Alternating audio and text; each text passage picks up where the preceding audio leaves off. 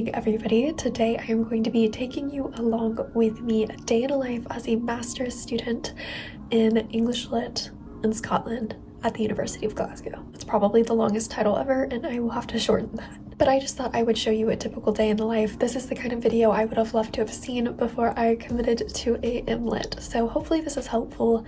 My days are pretty much just filled with reading, and then when I'm done with that, more reading. So this is actually a very busy day for me. I have multiple classes, and so I will take you guys along and show you a little bit of campus and what it looks like when I have classes on days. The rest is really spent doing a lot of research and reading.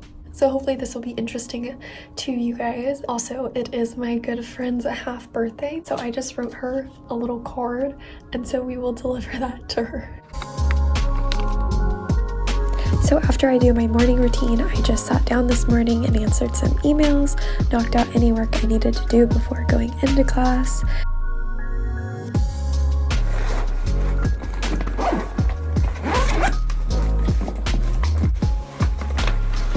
So today in class we're going to be talking about Tom's Midnight Garden, and that is for my children's fantasy literature class. And then also I have Like a Charm by Ellie McGoyle, and I'm going to go to office hours and talk to my professor about this potentially being a good book to talk about for my final. And lastly, I just wanted to show you guys this book for anybody that is in an in-between time and trying to figure out their next steps in life. So I'm super excited I got this in the mail. And I'll be talking about Mansfield Park in my romanticism class, and these are all of the books that we are talking about today. I'm eating on the way to class.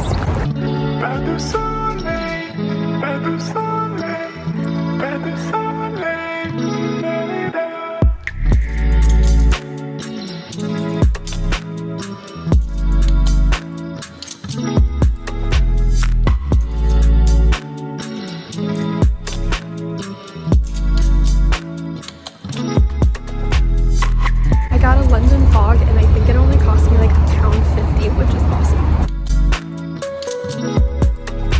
And I'm heading into my first class now, which is children's fantasy.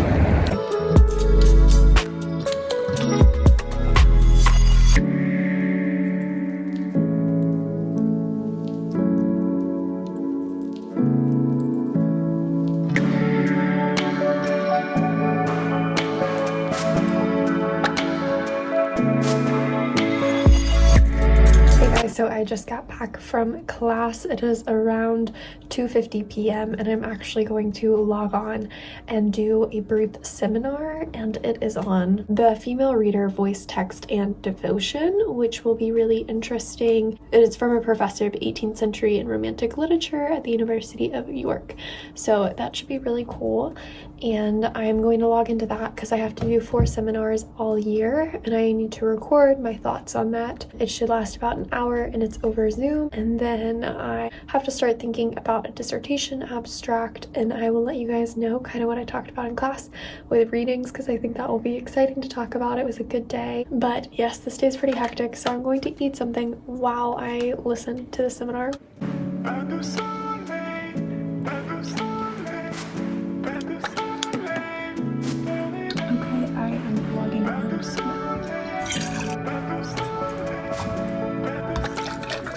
So I am finished up with the lecture now, and it was a really interesting lecture actually about prayer books and devotionals written by women during the Victorian period and private versus public prayer. It was very interesting, a very cool lecture, and I hadn't heard anything about that previously. I don't usually do that on the daily, but it's always good to get in requirements that are due by the end of the year and the end of the semester. So I was happy to get one of those lectures in, but I thought I would tell you guys and just show you a couple of the books that we talked about in class today because there's a really interesting lineup. So first, starting off in my children's literature class, we talked about Tom's Midnight Garden.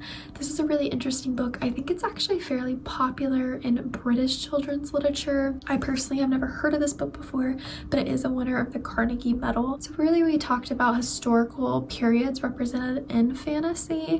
And also another part of conversation I thought was really interesting was just talking about cultural context. For me, I don't really come from an area, maybe it's because I'm not from the city, but where gardens are a big deal. Don't really mean the same thing in the States, at least that I think of. So just having cultural context is really important, I think, for this book.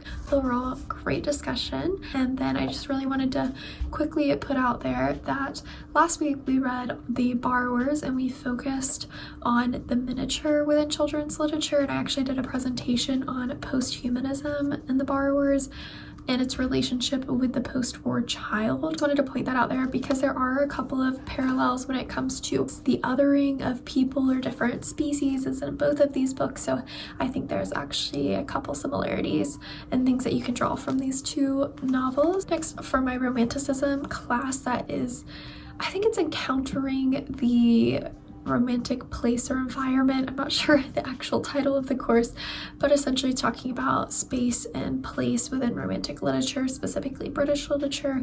And today we didn't go over any poetry, surprisingly, but we went over Mansfield Park by Jane Austen. I thought this was a super interesting class because this is my 4th Jane Austen read. It started off with Pride and Prejudice, and I struggled through that one. I think I had to stop and then restart, so it was a very jumbled read for me. I think I just started a little bit too young. That was my first introduction, and then I ended up reading Persuasion, which I liked, Northanger Abbey, which is my favorite Jane Austen book. So this was my 4th, Mansfield Park. And we actually talked a lot about imperialism in here, the slave trade when it came to Georgian style, not only houses, but also culture at the time and how people gained their wealth and how that's represented. And you can see that even just in the type of furniture, like mahogany furniture, where does that come from? Just really interesting conversations all about that I wouldn't necessarily think about when initially reading a Jane Austen novel. So this book, though it's not my favorite Jane Austen book, I did appreciate it, and I definitely appreciated it a lot more after our conversation in class today. I think Jane Austen weaves these beautiful stories that once you get to the end of the book, it makes you just want to go back and reread it all, because now you understand all the little clues that she laid. I feel like Taylor Swift is the modern day Jane Austen when it came to Easter eggs. Think about that. And lastly, I just want to talk about Like a Charm by Ellie McGoyle.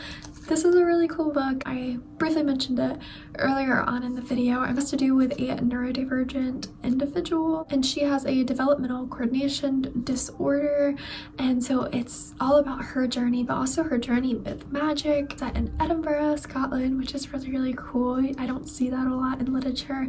I think it's beautifully written. If you're interested in reading more neurodivergent middle grade books, I believe this is her 3rd publication, different genres, but all have to do with neurodivergent individuals and representation and ableism, which is very, very cool. So go check out this author if you're interested in that. And lastly, to wrap up, I just wanted to mention I got All the Light We Cannot See by Anthony Doerr, which is a winner of a Pulitzer Prize for fiction, which is really awesome. I have seen this around for quite a long time, but the synopsis really caught my eye. It has to do with World War II, and all I know is it's about a girl who's gone blind and then a boy from Germany that I believe gets noticed by the Hitler Youth. And I've just opened it up and read one page, and it's kind of reminding me of The Book Thief in the sense of lyrical writing, but I loved The Book Thief. I love the writing style. It's so inspiring and beautiful and poetic and deep and touching, and that's the one book. I mean, there's a couple books like that in my life, but I don't even know if I could reread it and have that same effect. It was so impactful. I think that this could definitely be a masterpiece, so I'm excited to try and read this sometime soon.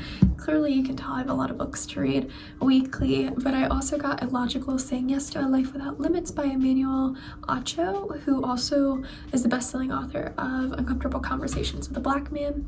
And I heard Sadie Robertson's podcast that was filmed with him. I think it was maybe a little while ago, but this just got released in the UK. But it really, really piqued my interest. I just think that this could be a really good book for anybody that is trying to evaluate their own life and what kind of path they want to take, either after graduation or maybe a career change or something like that.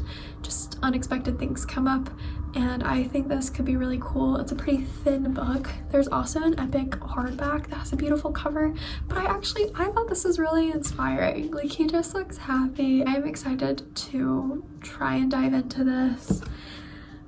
I have a lot of books to read. I am not sure what else I will be doing for the rest of the day. I'm sure I'm gonna be cooking some dinner. To be honest, watching a couple of YouTube videos to relax after a very long day. I thought that I would just end this video right now while there's lighting outside because it's just natural lighting and the sun is going down. So thank you guys so much for watching. I hope that you enjoyed the day in the life of an English Lit student. It doesn't always look like this. Tomorrow I will just be crunching down, sitting at this desk, reading for hours and hours and hours, and maybe typing a little bit for a piece for a creative writing class, but it's not always this active. But I hope that you guys enjoyed this and I got to see a little bit into a post-grads experience in the English Literature department here at the University of Glasgow. Thank you guys so much for watching, and I'll see you later.